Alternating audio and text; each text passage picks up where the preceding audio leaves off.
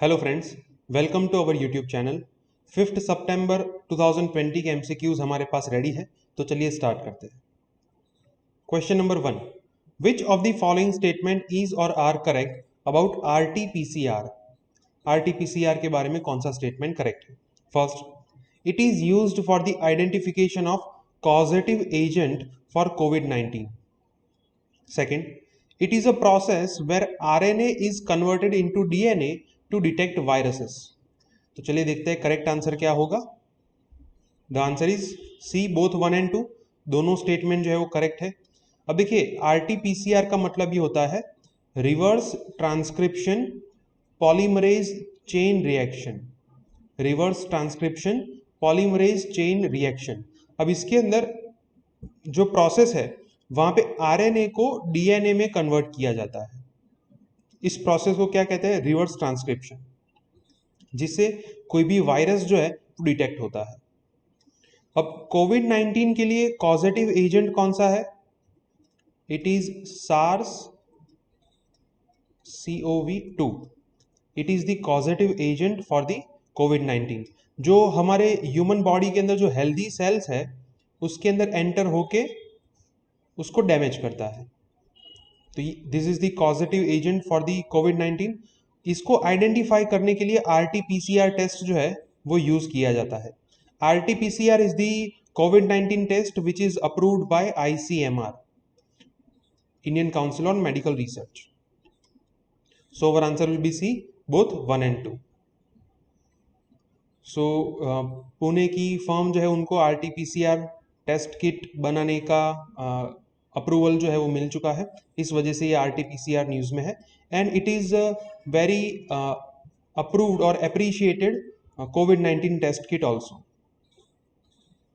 Question number 2, which of the following statement is or are correct about doctor Sarvepalli Radhakrishnan?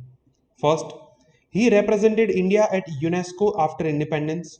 Second, he was a member of Constituent Assembly. Third, he was a scholar of both Hindu and Western philosophy and deeply influenced by Swami Vivekanand. तो चलिए देखते हैं correct answer क्या होगा। The answer is D, 1, 2 and 3। तीनों statement जो है वो करेक्ट है। After India became independent, so doctor Sarvepalli Radhakrishnan जो है he was the first vice president of India और उन्होंने यूनेस्को के अंदर इंडिया को रिप्रेजेंट किया था। फर्स्ट जो है वो करेक्ट है। Second is also correct, he was a member of constituent assembly. Third जो है वो भी करेक्ट है, बिकॉज सर्वपल्ली राधाकृष्णन जो है वो कौन से सब्जेक्ट के टीचर थे? फिलोसॉफी के। And he was a scholar of both Hindu and western philosophy. Hindu philosophy के अंदर उन्होंने स्पेशली वेदांत के ऊपर स्टडी की थी। एंड वेदांत के ऊपर, वेदांत के लिए अथवा तो वेदांत को प्रमोट करने के लिए हिंदू फिलोसॉफी में सबसे बड़ा नाम किसका है? स्वामी विवेकानंद का है, right. So he was also influenced by Swami Vivekananda. Our answer will be D, 1, 2 and 3। So आज 5 सितंबर है। It is the birth anniversary of Sarvepalli Radhakrishnan, जिसे हम टीचर्स डे के तौर पे सेलिब्रेट करते हैं। Question number 3, which of the following statement is or are correct about Rajiv Awas Yojana? First, it has been running as a central sector scheme since 2009. Second, it has seen a significant success in providing houses to urban poor in recent years. तो चलिए देखते हैं correct answer क्या होगा। The answer is A, 1 only। First statement जो है वो correct है, सेकेंड इज इनकरेक्ट, बिकॉज ये सेंट्रल सेक्टर स्कीम है 2009 में बनाई गई थी, बट इन 2014 जब प्रधानमंत्री आवास योजना स्टार्ट हुई, so this scheme was subsumed under this Pradhan Mantri Awas योजना, राइट। और यहाँ पे क्या लिखा है कि रिसेंट ईयर्स में इसको काफ़ी सक्सेस मिली है in providing houses to the urban poor, इस वजह से ये इनकरेक्ट है। So our answer will be A, 1 only। So Delhi के अंदर ये जो बीजेपी चीफ है उन्होंने ये आर्ग्यूमेंट रखा है कि allot Rajiv Awas Yojana flats to slum dwellers. Question number 4, which of the following scheme और प्रोग्राम और initiative is not included in the national food security act? First, mid day meal scheme, second, public distribution system, third, integrated child development scheme, and fourth, Poshan Abhiyan. तो चलिए देखते हैं correct answer क्या होगा। Answer is D, पोषण अभियान। सवाल यह है कि ये जो नेशनल फूड सिक्योरिटी एक्ट है उसमें कौन से प्रोग्राम्स इंक्लूड किए गए हैं।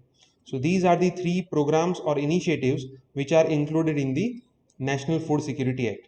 पोषण अभियान जो है it is not a part of national food security act because इसका मेन ऑब्जेक्टिव ये है providing food grains to the poor families. Rajasthan के अंदर जो वहाँ की सिविल सप्लाई की बॉडीज है उन्होंने काफ़ी इनोवेटिव तरीके से स्टेट के अंदर फूड सप्लाई जो है उसको इफेक्टिव वे में काफ़ी गरीब लोगों तक पहुँचाया है। तो इस वजह से ऐसे इनोवेटिव आइडियाज़ जो है उसको अप्रिशिएट किया गया है इस पर्टिकुलर आर्टिकल में। Question number 5, which of the following statement is or are correct. First, India is the largest rice exporter of the world. Second, India is the largest rice producer of the world. Third, rising export of rice from India benefited every sections of farm. तो चलिए देखते हैं correct answer क्या होगा। The answer is A, one only. First जो है वो correct है कि इंडिया का ग्लोबल एक्सपोर्ट के अंदर जो टोटल राइस एक्सपोर्ट है उसमें शेयर सबसे ज़्यादा है। Second is incorrect because as of now China is the largest rice producer of the world. India जो है वो सेकेंड रैंक पे है। सो अगर प्रोडक्शन की बात होती है तो चाइना फर्स्ट रैंक पे है और अगर एक्सपोर्ट की बात होती है तो इंडिया फर्स्ट रैंक पे है।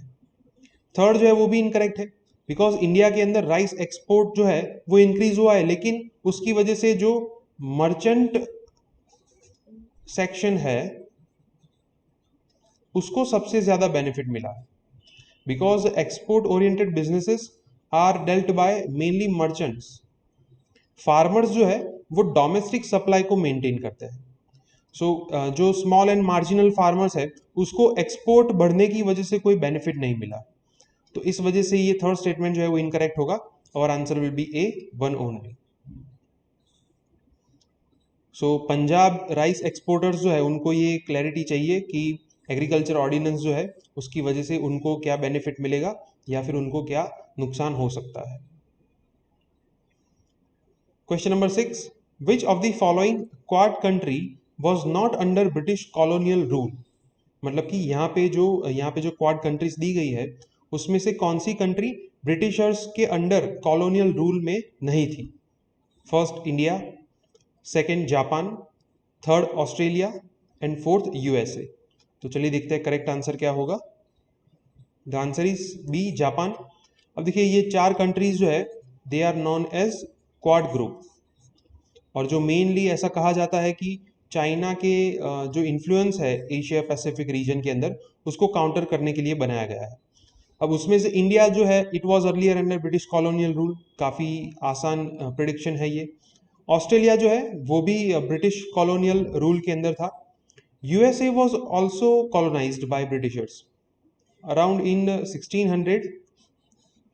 यूएसए के अंदर सबसे पहली कॉलोनी जो है वो एस्टैब्लिश हुई थी ब्रिटिशर्स के द्वारा। जापान जो है it was not colonised by Britishers, instead Japan was a coloniser जिन्होंने दूसरे काफ़ी सारे कंट्रीज के ऊपर अपनी कॉलोनी जो है वो एस्टैब्लिश की थी। Our answer will be Japan. Recently जो हमारे चीफ ऑफ डिफेंस स्टाफ है उन्होंने ये सजेशन दिया था कि पाकिस्तान एंड चाइना को काउंटर करने के लिए क्वाड ग्रुप का इस्तेमाल हम कर सकते हैं। तो इस वजह से ये क्वाड ग्रुप का क्या रेलेवेंस है इंडिया की टेरिटोरियल सिक्योरिटी के रिलेटेड, तो इसके लिए ये आर्टिकल जो है वो दिया गया है। Question number 7, which of the following statement is or are correct about Mother Teresa. First, she work for the people dying from terminal illness such as HIV or AIDS, leprosy and tuberculosis. Second, she was awarded with the Nobel prize in medicine for her work in HIV or AIDS. चलिए देखते हैं correct answer क्या होगा। Answer is A, one only. First जो है वो correct है कि उन्होंने HIV, लेप्रेसी, ट्यूबरकुलोसिस ऐसे काफ़ी सारे डिसीज के लिए काफ़ी काम किया है। लेकिन सेकंड जो है वो इनकरेक्ट है बिकॉज इंडिया में आने के बाद उन्होंने जो पुअर पीपल है उनके लिए काफ़ी काम किए हैं और उसके लिए उनको नोबेल पीस प्राइज दिया गया था।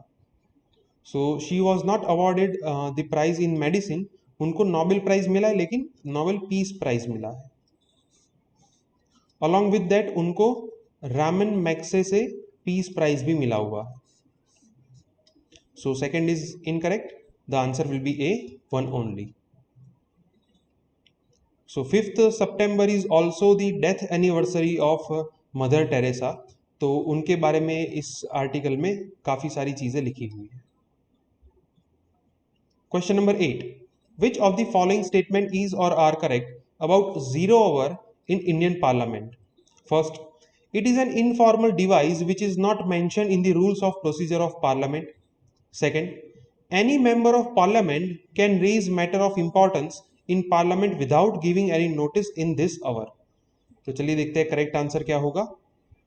The answer is C, both 1 and 2, दोनों स्टेटमेंट जो है वो करेक्ट है।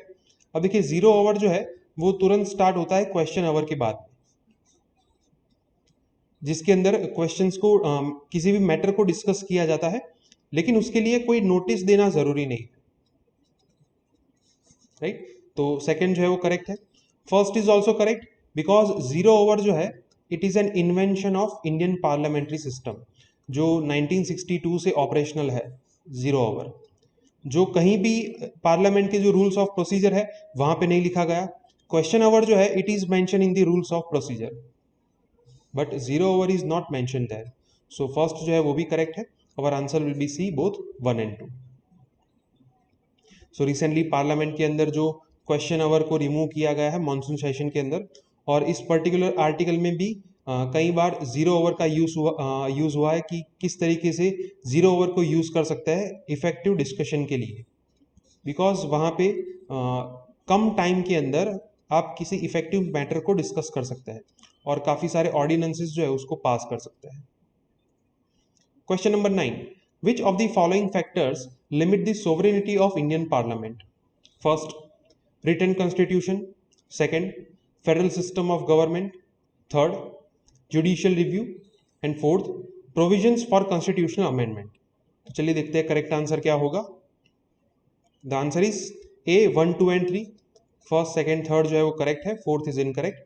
अब देखिए सोवरेनिटी ऑफ इंडियन पार्लियामेंट का मतलब ये है that is the supreme authority in India. अब पार्लियामेंट जो है वो सुप्रीम अथॉरिटी है, लेकिन उसके ऊपर कुछ लीगल लिमिटेशंस है। कौन से लीगल लिमिटेशंस है? तो यहाँ पे लिखा है कि फर्स्ट, रिटन कॉन्स्टिट्यूशन। कॉन्स्टिट्यूशन जो है वो रिटन फॉर्म में है, उसके अलावा कोई भी चीज़ आप इनेक्ट नहीं कर सकते। सेकेंड जो है वो भी करेक्ट है कि फेडरल सिस्टम ऑफ गवर्नमेंट, मतलब कि there are two units in the federal system of government, one is union government and other is state government.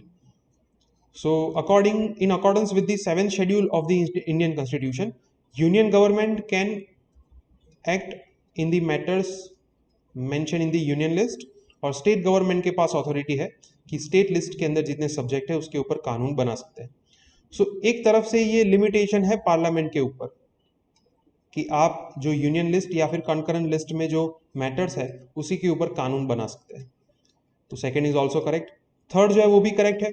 अगर मान लो कि पार्लियामेंट ने कोई ऐसा लॉ बनाया है that is inconsistent with these subjects, or if it is not within its authority, तो वहां पे जुडिशियल रिव्यू का स्कोप आता है कि सुप्रीम कोर्ट या फिर हाई कोर्ट जो है ऐसे केसेस को वॉइड या फिर नल डिक्लेयर कर सकते हैं। Third is also correct.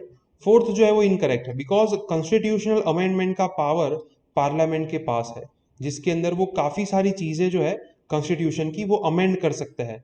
So it is not a limitation, rather it shows power under the sovereignty of parliament. So fourth will be incorrect, our answer will be A, 1, 2 and 3। So again जो parliament से related article है आज के newspaper में, इस article में भी British parliament को कंपेयर किया गया है इंडियन पार्लियामेंट के साथ। Question number 10, which of the following national park is or are located in the state of Assam? First, Kaziranga National Park. Second, Dibru-Saikhowa National Park. Third, Manas National Park. तो चलिए देखते हैं correct answer क्या होगा। The answer is D, 1, 2 and 3। तीनों national park जो है वो आसाम के अंदर लोकेटेड है। आसाम जो है वो इस वजह से न्यूज़ में है क्योंकि वहाँ पे अभी काफ़ी फ्लड सिचुएशंस थी और फ्लड मिटिगेशन के काफ़ी मेजर्स भी लिए गए थे। एंड स्पेशली ये जो नेशनल पार्क्स है वहाँ पे ये फ्लड का पानी जो है वो चला गया था और काफ़ी सारे रिपोर्ट्स भी आए थे कि काजीरंगा के अंदर जो वन हॉर्न राइनोसेरॉस है it is in danger.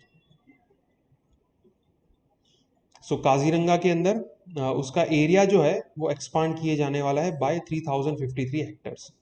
Also the Dibru Saikhowa national park was in news because वहाँ पे जो ऑयल इंडिया लिमिटेड है उसको ड्रिलिंग प्रोजेक्ट के लिए एनवायरमेंटल क्लियरेंस दिया गया था विदाउट पब्लिक कंसल्टेशन। तो उस वजह से जो हाई कोर्ट है उन्होंने सेंट्रल गवर्नमेंट को ये नोटिस दी थी कि उनको ये जस्टिफाई करना पड़ेगा कि आपने एनवायरमेंटल क्लियरेंस किस बेसिस पे दिया। ओके फ्रेंड्स, तो आज के 10 MCQs यहाँ पे कंप्लीट होते हैं। अगर आपको कोई डाउट है तो आप कमेंट सेक्शन में लिख सकते हैं। हमारे वीडियो पसंद आए तो इसे लाइक कीजिए और हमारी चैनल को सब्सक्राइब कीजिए। Thank you.